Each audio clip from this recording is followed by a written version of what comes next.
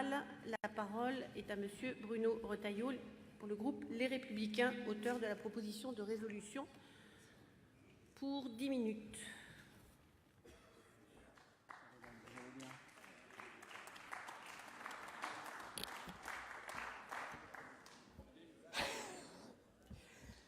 Chers amis, Madame la Présidente, Monsieur le Ministre, mes chers collègues, l'actualité n'épuise pas tous les sujets et si nous avons tenu à déposer cette proposition de résolution, c'est tout simplement parce que nous pensons que parfois il faut réagir, on ne peut pas se taire. On ne peut pas se taire, on ne peut pas faire comme si on n'avait rien vu, comme si on n'avait rien su. On ne peut pas se taire comme si on devait seulement opposer le silence à ce qui est de l'ordre de l'inacceptable. De quoi s'agit-il? Vous le savez, vous êtes informés. Après la plainte de 2 femmes qui avaient été en France verbalisées pour le port de la burqa sur la voie publique, le Comité des droits de l'homme des Nations Unies, le 22 octobre dernier, c'était il y a seulement quelques semaines, a pris une sorte de décision stupéfiante, décision qui demande à la France, ni plus ni moins que l'abrogation, vous m'entendez bien, de la loi de 2010 sur la dissimulation du visage dans l'espace public. Et elle demande aussi que la France indemnise les 2 plaignantes. Alors nous voulons demander, et chère Françoise Laborde, les choses sont claires, nous voulons demander au gouvernement d'opposer à cette décision un refus, un mur du refus. Évidemment, et je tiens à le préciser si le texte de la résolution ne l'explicitait pas suffisamment. Les choses doivent être claires et si nous devons opposer ce mur de refus, c'est pour 3 raisons. La première, c'est parce que cette décision, elle légitime l'islam radical. Ensuite, parce que cette décision, elle atteint le cœur de notre modèle républicain. Et enfin, 3e raison, tout simplement parce qu'elle nourrit la crise démocratique. D'abord, elle légitime cette décision, l'islam radical. Je voudrais simplement faire quelques rappels pour montrer la signification de la burqa. Rappeler 2 évidences. La première évidence, c'est que la burqa n'est pas, mes chers collègues, une simple mode vestimentaire. Ça n'est pas non plus un simple voile. Ce grillage en tissu, il efface, il retranche et il diminue.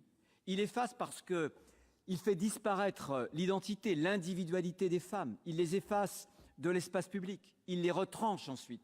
Il les retranche de l'espace public parce que le visage, l'expression, le regard, c'est le moyen que nous avons de communiquer avec nos semblables. Et ce qui est incroyable, c'est qu'il transforme finalement la femme en image incarnée du refus de la figure, alors même que l'islam refuse toute notion d'image.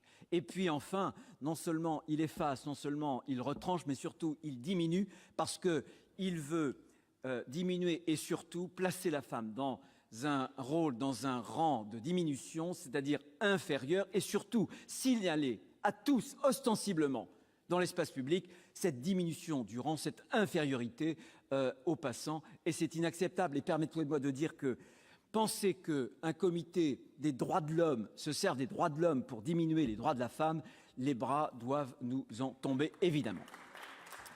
La 2e signification, c'est que non seulement ça n'est pas un simple voile, la burqa, mais ça n'est pas non plus n'importe quel signe d'appartenance religieuse. C'est le signe d'une appartenance particulière, d'une mouvance qui veut développer précisément ce symbole qui n'est pas n'importe quelle mouvance. C'est celui d'un islam qui se radicalise, d'un islam qui considère que la loi religieuse, la charia, est supérieure à la loi républicaine, à la loi civile.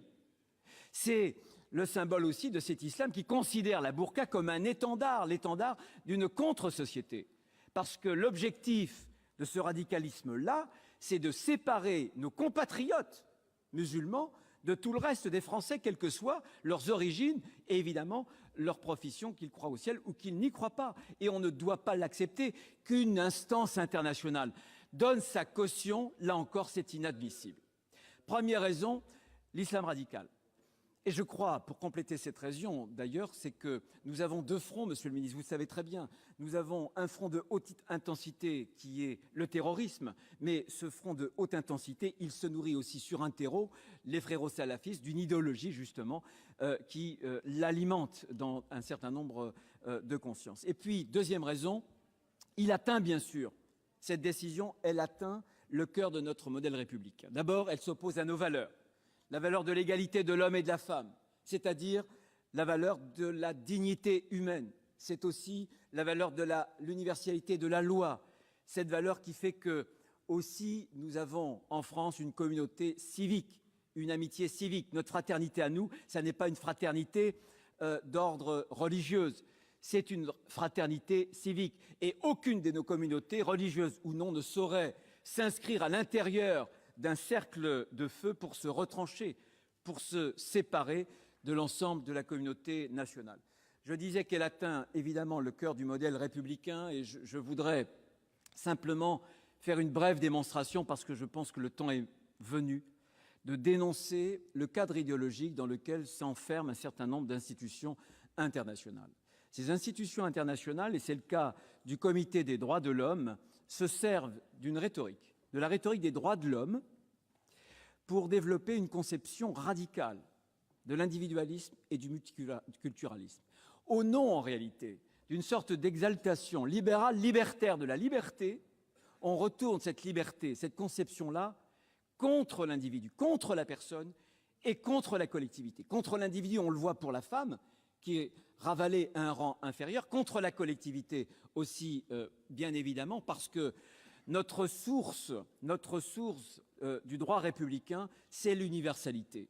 Et je pense que cette conception très anglo-saxonne, d'ailleurs, du droit, je pense qu'elle est très différente de notre tradition républicaine parce qu'elle atteint à la fois le concept de laïcité, puisqu'elle passe très haut les droits des individus au-dessus de tout. Plus on singularise, y compris sur le plan religieux, et mieux c'est. Cela s'oppose très clairement à la conception que nous avons de la laïcité. Cela s'oppose aussi à la conception que nous nous faisons de la citoyenneté. Parce que notre citoyenneté à nous, elle n'exige pas que tous les particularismes, toutes les singularités soient refoulées. Elle demande simplement à ce que ces particularités, ces singularités ne s'expriment que dans l'espace privé et non pas sur l'espace public. Voilà en quoi je pense qu'il faut ouvrir les yeux et dénoncer ces avancées insidieuses de ces juridictions, ces pseudo-juridictions internationales. Et enfin, pour terminer, la troisième raison, qui est aussi une raison pour moi extrêmement importante, je crois que cette décision, elle nourrit quelque part la crise de nos démocraties. Elle la nourrit en France parce qu'elle contrevient à la volonté du peuple français, que le peuple français, par l'Assemblée nationale, par le Sénat, avait à la quasi-unanimité exprimé en 2010, puisque, dois-je vous le rappeler, qu'au moment du vote, il y avait une très large majorité, un très large consensus national pour dire qu'on ne pouvait plus tolérer la burqa sur la voie publique et dans l'espace public. Je voudrais justement dire à ceux qui, en boucle, répètent que la portée de ces décisions n'est absolument pas contraignante. Je voudrais leur lire ce qu'a déclaré le 3 septembre dernier, non pas avec cette décision, mais avec une décision précédente. Vous savez, sur la jurisprudence Babilou du même comité Théodule de l'ONU, ce qu'a déclaré le premier vice-président de la Cour de cassation. Ça n'est pas rien. Et j'ai un papier pour le citer fidèlement. Même si cette décision n'a pas en droit de force contraignante, l'autorité qui s'y rattache de fait constitue un facteur nouveau de déstabilisation de la jurisprudence. Il poursuit plus loin.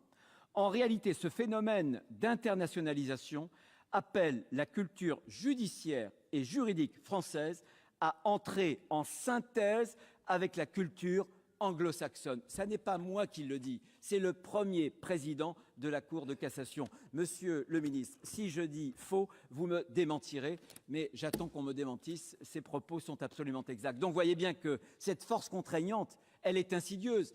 Le deuxième argument que je voudrais aussi développer devant vous sur ce point-là très précisément, c'est qu'on le voit bien, cette décision, elle est aussi emblématique, elle est même paroxystique de ce type de décision des juridictions internationales qui avancent insidieusement. C'est ce qu'on appelle, pardonnez-moi l'anglicisme, la soft law.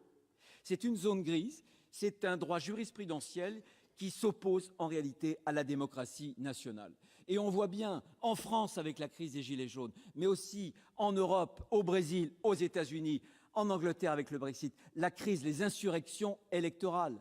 Ces insurrections parce que souvent, les classes moyennes, le peuple considère qu'on gouverne sans lui, que la majorité ne gouverne plus, que pour reprendre une expression qui n'est pas de moi, qui est de Jacques Julliard, que la démocratie désormais s'exerce sans le peuple. Eh bien, voilà, c'est ce type de décision, mes chers collègues, qui font perdre confiance au peuple que ceux et celles qui les dirigent ou que les instances du haut sont totalement insensibles à leur volonté, à l'expression populaire. Permettez-moi aussi de relier cette décision à la signature par la France, Monsieur le Ministre, malheureusement, du pacte de Marrakech il y a quelques jours. Je pense que, finalement, ces décisions d'ordre international, elles sont filles, finalement, d'une même idéologie et elles sont aussi la matrice d'une même crise démocratique. Je le dis calmement, sereinement. Et pour conclure, je pense que le moment est venu de faire respecter la souveraineté populaire, celle du droit, celle du peuple français lorsqu'il s'exprime.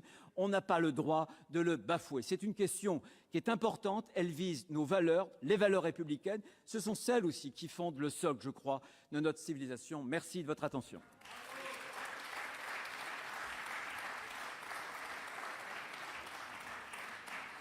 Dans la suite de la discussion générale, la parole est maintenant à Monsieur Stéphane Ravier pour 3 minutes.